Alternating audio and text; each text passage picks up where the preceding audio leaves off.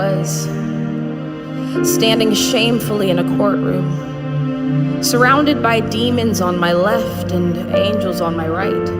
Satan as the persecutor, holding millions of records about my life, and God sitting on a throne with a mighty gavel in his hand.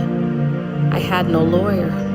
Placed on trial for things such as lying, stealing, and fornication. For this was the beginning of my tribulation, for there was no reason to plead an innocent statement, for all the evidence was sitting right there with Satan. The demons smiled as tears rolled down the judge's eyes, for they clearly knew that now was the hour of my demise.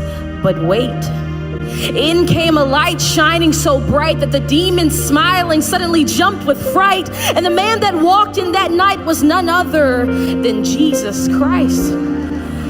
Darkness departed to give way, and glory was all the angels could say. As the man that walked in that night pulled out a lighter and immediately set Satan's records against me on fire.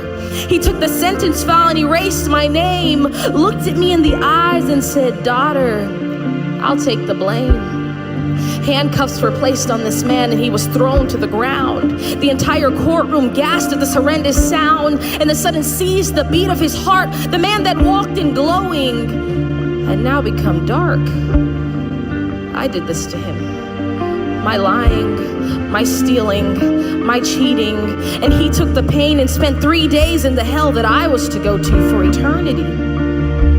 I left the courtroom that day, and there was nothing I could say.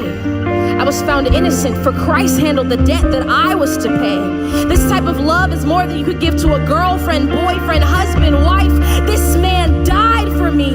I owe him my life. And even though my life is not at all worth it, how could you ever trade preferent for perfect? See, I gave my life to Christ and suddenly picked up a mop.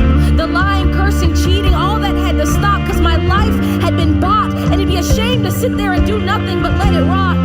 I'm not perfect, and the will to sin hasn't completely diminished from my life, but I